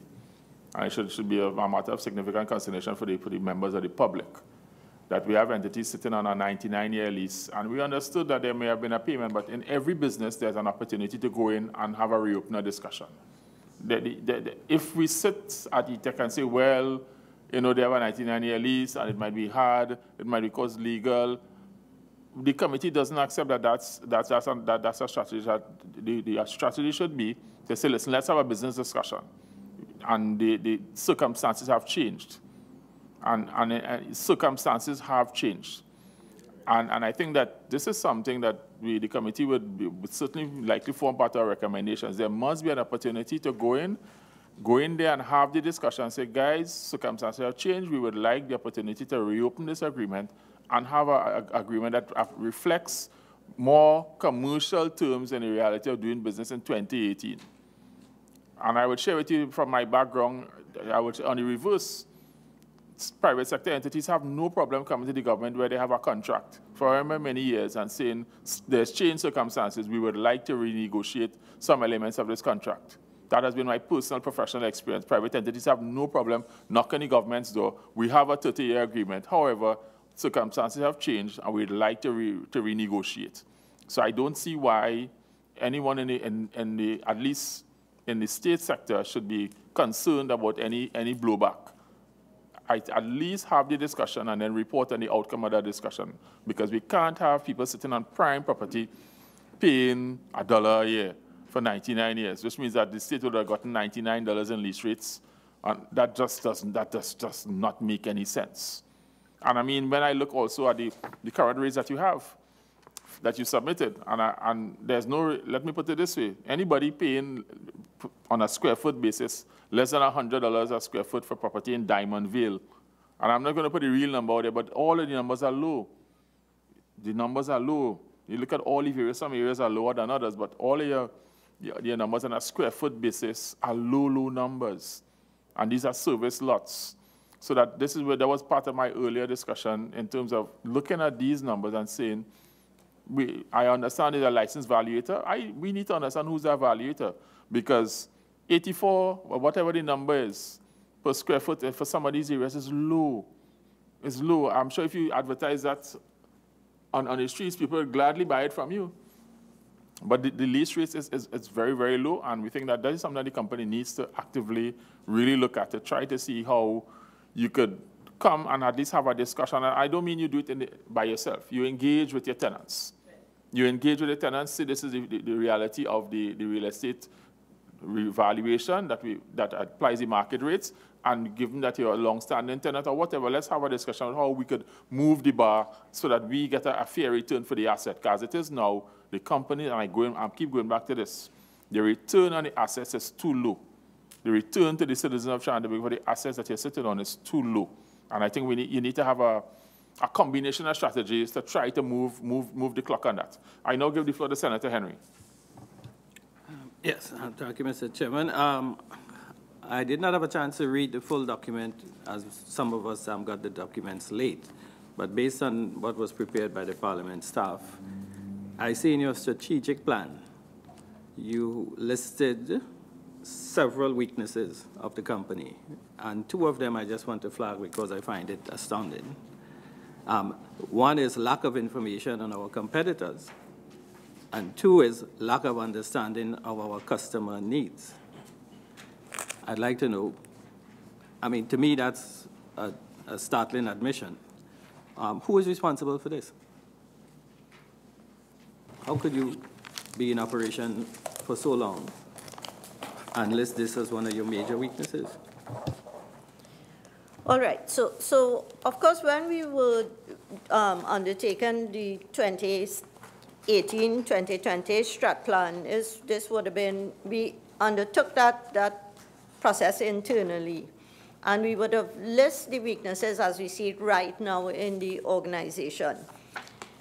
Who's responsible for the lack of information on our competitors and lack of understanding of our customer needs? I will say the entire organization, simply because from an accountability perspective, we're all supposed to have that information and know that information, albeit that the information exists, but not in a formalized way, so that a customer survey was done in 2015. We have the results of that customer survey, so we have information in terms of what the customer needs are 2015.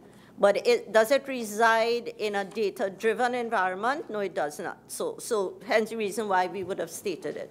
No, but I still try to understand. I mean, because that, to me, that is the core of what you should be doing. I mean, that is lies for you to make. How could you make decisions if you admitting that you're not okra with what your customer needs and who are your competitors? For example, all right, let me put it this way: who are your competitors? When you say you lack of understanding of your competitors, who are your competitors? Who's competing with eTecK? Well, they're private industrial developments, and those what we consider as our competitors, certainly on a local basis.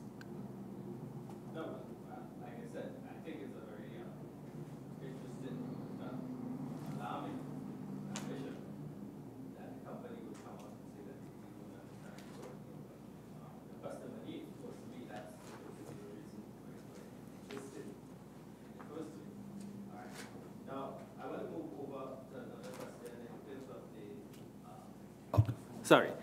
Yeah, in terms of the role of the ministry and all this, what is perhaps the permanent secretary, or Mr. Karim, who I know very well, my former, I hope he's not related to you, I hope. Yeah, I'm sorry. But he was my former student at UWI, so. Yes, could help me out in terms of what is the ministry's role in all of this? You know, we've heard about a lot of the problems of the company and the issues that the company are facing, but what is the ministry's role, and how is the articulation between eTecK and the ministry? Because in some previous Joint Select Committees, we've heard of issues that challenges that the ministry faces in terms of dealing with particular entities. Can you help us understand that? Thank you very much, Member.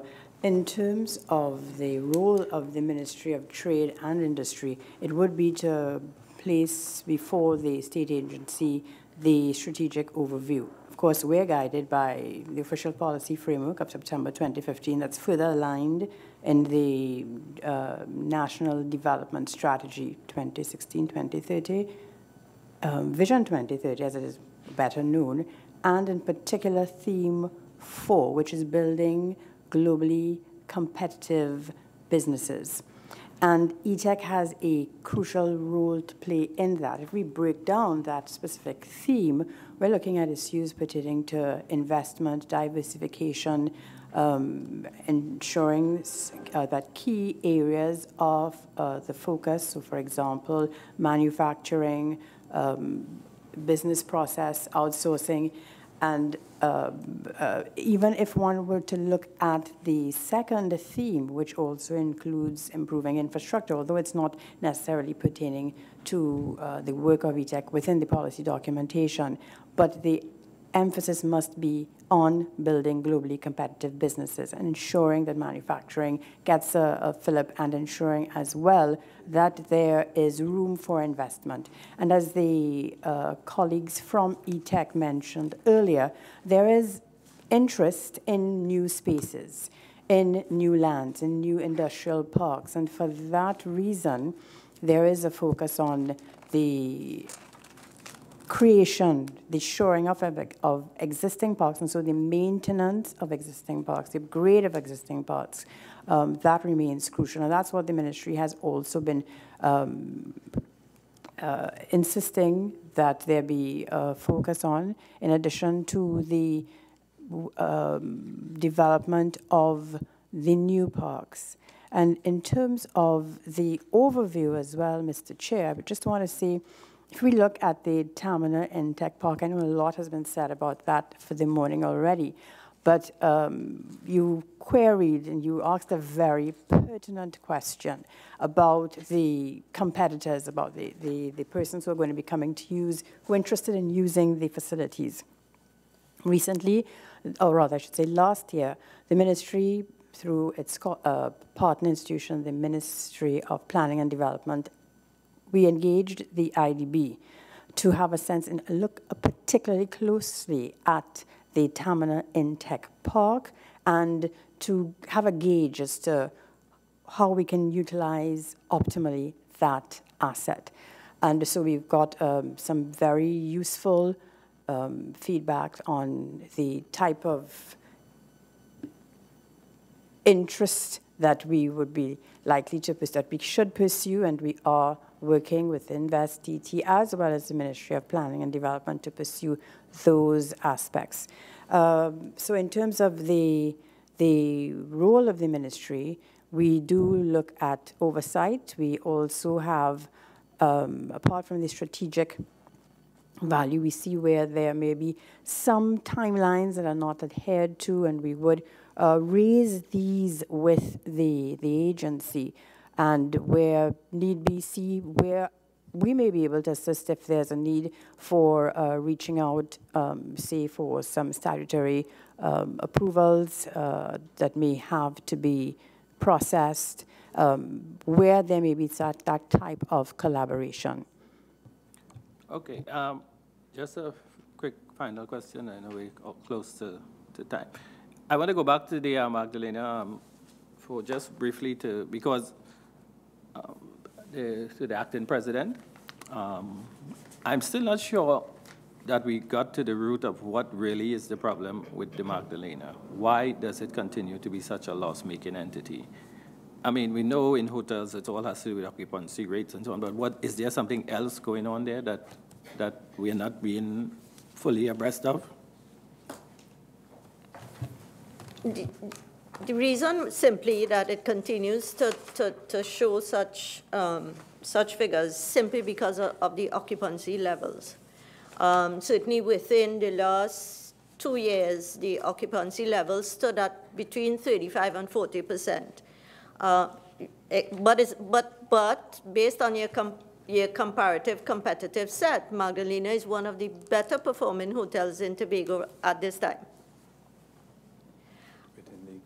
35%. Right, and of course, it's simply based on the whole industry in Tobago at this point in time. We would see that for period 2005 to 2017, visitor arrivals in Tobago, I believe 2005 would have stood at somewhere around 88,000.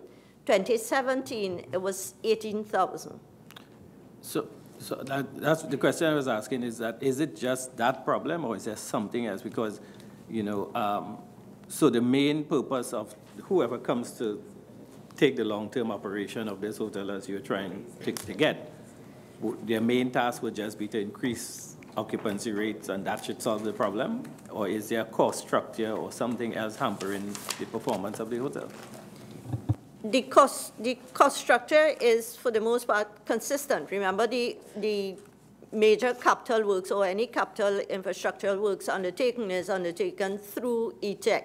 So absolutely, you have to raise your revenues. Hold your costs firm, raise your revenues, and of course that will improve the performance of the hotel.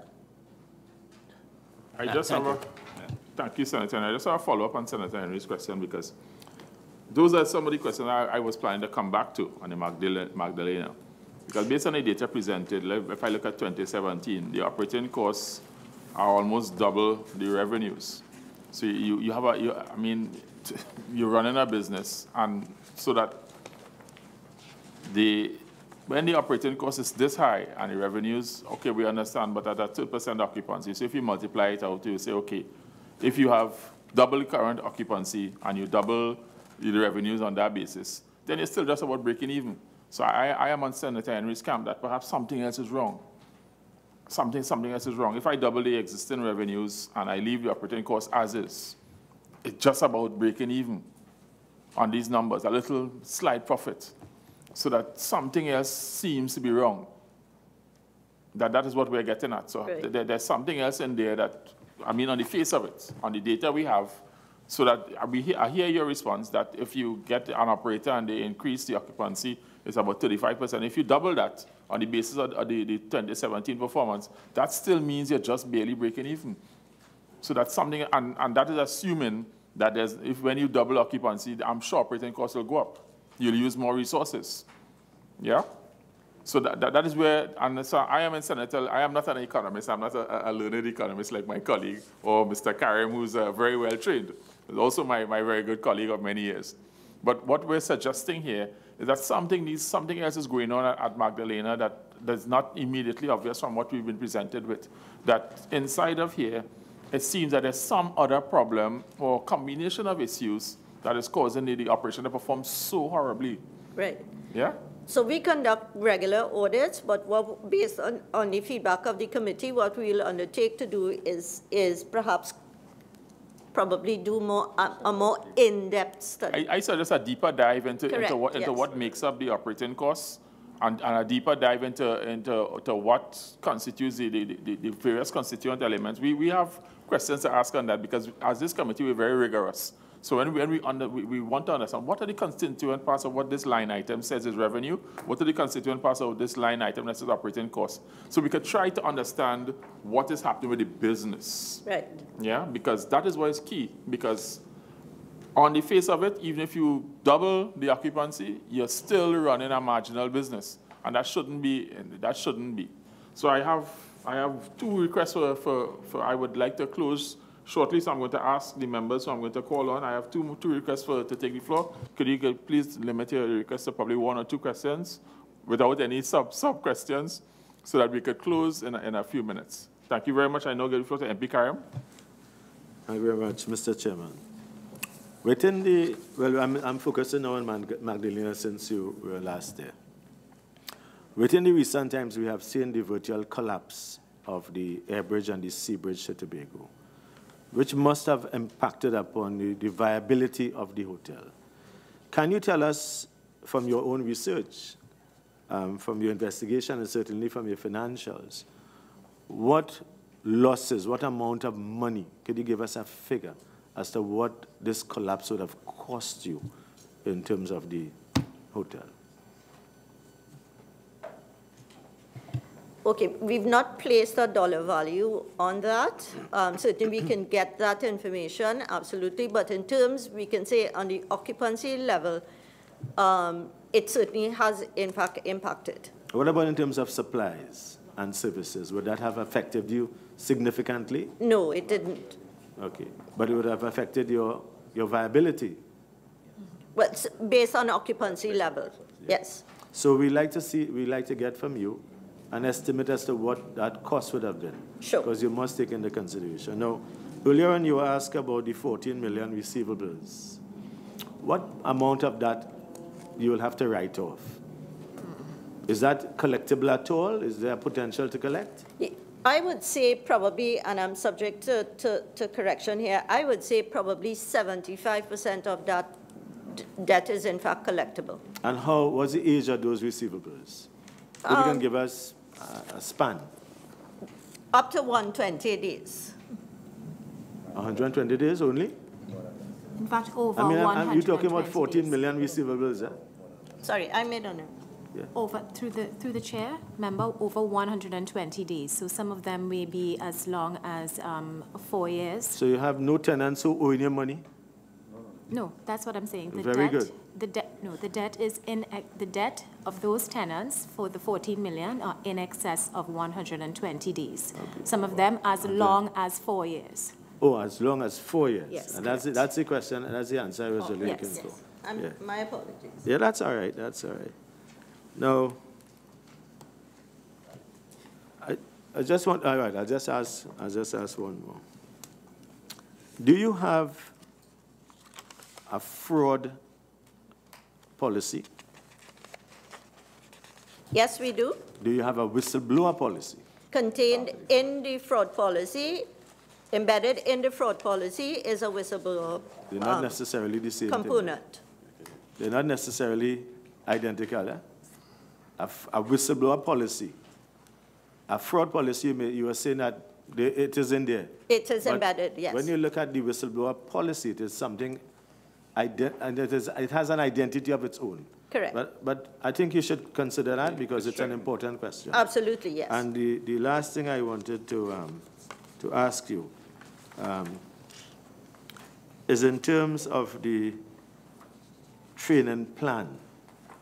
Do you have a training plan for example, or have you seen one of the Magdalena? Because you have spoken, and we talk about HR issues and people in vacant positions and so on. So do you have a workforce training plan? Do you have a document that says that? And has the ministry given you any new policy directives since the turn of this administration? You're asking specific to Magdalena? Yeah, well, I mean, if you want to answer to anyone. Right. So eTecK has at the start of every fiscal year, we sit with all the managers of the various departments and we craft a training plan, which is rolled out during the course of the year. What about in terms of your asset at Magdalena? Have you seen one? Within recency, no. How long have you not seen it? In other words, you see, I want... Probably saw it the last 2015, 16. Okay. Yes. Are all of your facilities OSHA compliant, your tenants? Because I would have seen 2 large fires at Makoya. Right. How do you have a policy to ensure that all of your tenants are OSHA compliant as part of your asset integrity? There is a senior officer responsible for OSHA, HSE. She has rolled out, or it is in the process, as a matter of fact, of rolling out a tenant plan for all of the parks. Just quickly, because the chairman will stop me. How many of your tenancies or tenants do you have? If you have X amount, say 100, can you tell us how many of those you have noted or they have complied in terms of the OSHA? I'll have to get that information, honorable member, yes. Thank you very much, MB Kaiman. I'm asking you to hold the remainder questions. We will have the pleasure of this group again in a few weeks. Don't hang your head. I'm not going to give the last opportunity for 1 or 2 questions, Senator Mark, please, so we can wrap up in about 5 minutes. Yes, thank you, Mr. Chairman. I would be very disciplined and just ask 2 quick questions.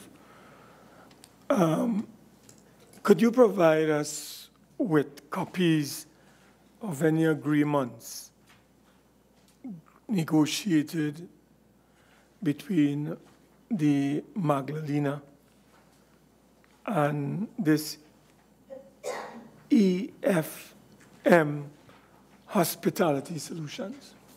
We would like to know what are the terms and conditions involved in this arrangement. Is that the same company, Mr. Chairman, had its contract extended pending its long-term solution? Yes. Yes. Okay. And sure, we'll provide the operator agreement. And the second and final point I'd like to raise is this. We know that former directors of the eTecK, they were based on a lot of matters that went before the courts about mismanagement, lack of accountability, and the rest, lost their matter at the level of the Privy Council recently. eTecK directors. Could you tell this committee what is the status of that? What is eTecK going to be doing about this matter, seeing that the Privy Council has cleared the deck on this matter and given you the all clear to proceed rather with any legal action you may deem fitting, necessary, and appropriate to deal with this whole issue. Mr. Chairman, you want to give us a status report on this matter? Thank you. The matter was heard on December 6th, and the Privy Council ruled in favor of eTecK. Essentially meaning that the matter, the preliminary matter was not statute barred. So, as you said, it cleared the process for bringing back the substantive matter. So, at this time, what I will say is that it is a legal matter. We know that it will be directed to the High Courts of Trinidad and Tobago. We will have to sit with our attorneys, with the legal firm, and determine the correct direction. But certainly the matter will be returned to the High Courts at TNT, and we will have to engage. Thank you very much, Senator Mark, for your excellent time management there. And on that last issue, Chairman, the committee would like to receive any kind of status in terms of what has happened in the matter, anything that doesn't breach any privileges. Just help us understand what actually transpired. We get information in the newspaper, but the committee likes to be better informed than the newspaper. So if you could just trace for the committee a chronology of the events without breaching any issues to help us understand what transpired and what led to where it is today, and as you said, what is your proposed course of action in the broadest terms to help us understand what this matter is about. Because as I say, members of the committee are informed on this matter from the press, and we prefer direct information where we can. So, All right, thank you, Mr. Chairman. I would now like to call on the chairman of eTecK to give a few brief closing remarks. But before but certainly press on, Mr. Chairman. Go ahead. Thank you. Before closing, though, I would like to just take a moment, a very brief moment, to point out that well-known land valuator BCQS was engaged by eTecK, and I think they started operations back in November 2017, and the remit was simply to conduct a valuation exercise on all the assets, on all the industrial parks, etc., the land base as well as the factory shells. So that is in keeping with eTecK's move towards updating all its rents, etc. The second point is regarding the 99-year leases. And the point was made regarding the high premium, the peppercorn rent going for 99 years. The board last year, sometime in the first half of last year, took a decision not to go forward with issuing 99-year leases anymore. And this was purely on, from an economic standpoint, because we really don't know what sort of terms and conditions will come into play for 99 years. Right. We thank you for the opportunity. We thank you for the manner in which the meeting was conducted. We have taken our notes. We have some information to circulate. We're sure that your secretariat will get us the minutes quite early. Your comments on the way forward and to meet with some of the clients and discuss new ways of doing business, etc., are well taken. And we look forward to the next sitting and to improving the efforts and the revenue stream of eTecK. Thank you. Thank you, Mr. Chairman. Madam Permanent Secretary Senior, could you take the opportunity to share with us a few closing comments? Thank you, Mr. Chairman. I would also, on behalf of the Ministry of Trade and Industry, wish to thank the members of the committee, yourself and your colleagues, for the insightful and thorough reading, even though you received the document Friday evening.